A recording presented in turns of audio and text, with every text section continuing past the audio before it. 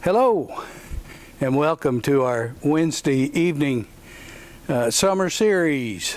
As you know, this series has been the Heroes of Faith, as found in Hebrews chapter 11.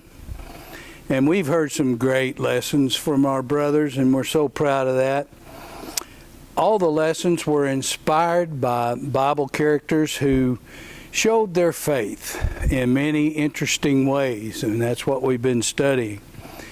The writer of Hebrews directs our attention to several biblical characters. Our good brothers have made these stories come to life in such a wonderful way, and we're very grateful for that. The writer also tells us in Hebrews 11, verse 6, and he says there, "And without faith it is impossible to please him. For whoever would draw near to God must believe that he exists, and that he rewards those who seek him." So we're told about a whole list of people who demonstrated their faith in a dramatic and wonderful way. Each of them have a wonderful story about it. And just to let us know that the list is way longer than that, he mentions several more people in verse 32 of chapter 11. As we have been exploring these great examples of faith, a few things have become very clear to us. And one of those things is all of these people were good listeners. Let's look at a quick verse in Romans 10, verse 17. It says there, "So faith comes from hearing, and hearing through the word of Christ." Now you think about that, hearing, listening. That tells us how important that is. Listening seems to be almost a lost art, though, these days. Our society is so filled with noise, and it's just hard to hear what is important sometimes. So many voices compete for our attention. With so much noise, we seem to struggle with our focus on what we ought to be paying attention to. It is difficult to pay attention to anything for very long, too, these days. To really listen, you have to slow down. And that's hard in this hurry-up world that we live in. But it is absolutely essential to faith, as the Bible teaches us. If we want to know God and what His will is for us, we have to slow down and listen to His voice and focus on His footsteps, what He's telling us, what He's teaching us. The story of Samuel is a story of calling and listening. Let's take a quick look at a good example of faith and faith building, the story of Samuel. And our story comes from the book of 1 Samuel. Through the dark days of the judges, Israel all over and over again forgets how to listen to God. Just like us today, the voices of the world were a distraction, and it drew the focus away from God and God's people. Other people back then were worshiping idols, and the way they were doing it captured the imagination of the people, and it filled their ears with noise and pulled their hearts away from God and what true worship was supposed to be. Everyone was doing what seemed to be right to them in their own eyes. So God raised up one more judge in the long succession of judges whose life and faith testify to the power of listening to the voice of God. And what a lesson for us. As the book opens, we see Hannah pouring out her heart to the Lord. She feels so empty and brokenhearted because she had no children, and she wanted to have children. She pours out her anguish and need in prayer, where she made Actually, she made a vow to God. And let's read that one in 1 Samuel 1, verse 11. It says there, "And she vowed a vow and said, O Lord of hosts, if you will indeed look on the affliction of your servant, and remember me, and not forget your servant, but I will give to your servant a son. Then I will give him to the Lord all the days of his life, and no razor shall touch his head." God did listen to Hannah and gave her that son. She names him Samuel, which means heard of God. She was heard. Hannah had great faith and did follow through with her promise too. She took the child to Eli at the house of worship in Shiloh. Samuel grew up in the tabernacle, dedicated to the service of the Lord.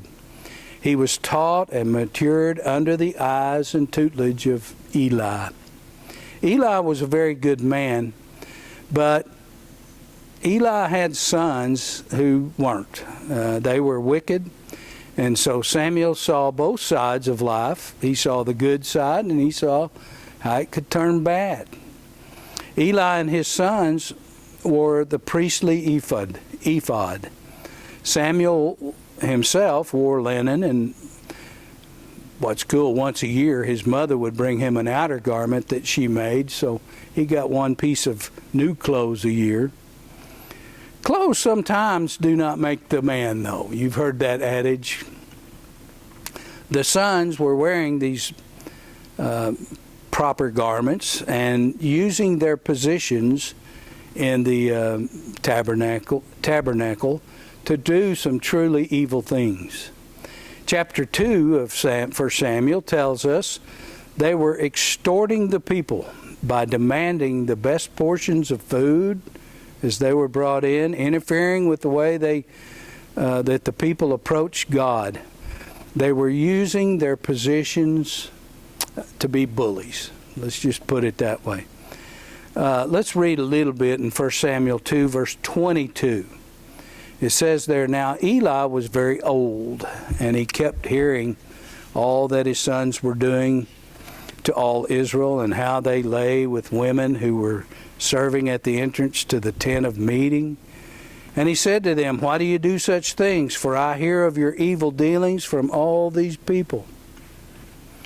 Could Eli have done more to stop it? Probably so. And we'll hear more about that in a minute. So Eli's sons work and live in the tabernacle, but do not tune their ears to the one the tabernacle was built for, what it's there for, what its purpose is, to worship God. Now Samuel, on the other hand, was very aware of where he was and the power of God. Let's read a powerful listening moment that is there for us in 1 Samuel 3. Starting in verse 1, it says, "Now the boy Samuel was ministering to the Lord in the presence of Eli. And the word of the Lord was rare in those days, but was no frequent vision. At that time, Eli, whose eyesight had begun to grow dim so that he could not see, was lying down in his own place. The lamp of God had not yet gone out, and Samuel was lying down in the temple of the Lord, where the ark of God was. Then the Lord called to Samuel, and he said, Here I am. And ran to Eli and said, Here I am, for you called me. But he said, I didn't call. Lie down again. So he went and lay down. And the Lord called again, Samuel. And Samuel arose and went to Eli and said, Here I am, for you called me. But he said, I did not call, my son. Lie down again. Now Samuel did not yet know the Lord, and the word of the Lord had not yet been revealed to him. And the Lord called Samuel again the third time. And he arose and went to Eli and said, Here I am, for you called me. Then Eli perceived that the Lord was calling the boy. Therefore Eli said to Samuel, Go lie down, and if he calls you, you shall say, Speak, Lord, for your servant hears. So Samuel went and lay down in his place. And the Lord came and stood, calling as at the other times, Samuel, Samuel. And Samuel said, Speak, for your servant hears. Then the Lord said to Samuel, Behold, I am about to do a thing in Israel at which the two ears of everyone who hears it will tingle. On that day I will fulfill against Eli all that I have spoken concerning his house from beginning to end. And I declare to him that I am about to punish his house forever for the iniquity that he knew, because his sons were blaspheming God, and he did not restrain them. I told you we were going to get to that in a minute. Eli just didn't do enough. Therefore I swear to the house of Eli that the iniquity of Eli's house shall not be atoned for by sacrifice or offering forever. Well, Samuel lay until morning. Then he opened the doors of the house of the Lord. And Samuel was afraid to tell the vision to Eli. But Eli called Samuel and said, Samuel, my son. And he said, Here I am. And Eli said, What was it he told you? Do not hide it from me. May God do so to you, and more also if you hide anything from me of all that he told you. So Samuel told him everything and hid nothing from him. And he said, It is the Lord. Let him do what seems good to him. And Samuel grew, and the Lord was with him, and let none of his words fall to the ground. And all Israel from Dan to Beersheba knew that Samuel was established as a prophet of the Lord. And the Lord appeared again at Shiloh, for the Lord revealed himself to Samuel at Shiloh by the word of the Lord. Some words to live by, some words to remember. Speak, Lord, for your servant hears. Samuel was listening, wasn't he? When we listen, we acknowledge the sovereignty of the Lord. That's what Samuel did. That's the lesson for us. Another lesson is to be bold when we know what to do. A listening faith hears all the words of God, not just the ones that are comfortable or easy, and then we act on them. Samuel learned how to listen from Eli and becomes one of the greatest and most significant judges in all Israel. The Hebrew writer would like us to take the example of Samuel and all the other great listeners in Hebrews 11 and let them be our example. Well, thank you for listening to the lesson this evening, and may God bless each and every one of you.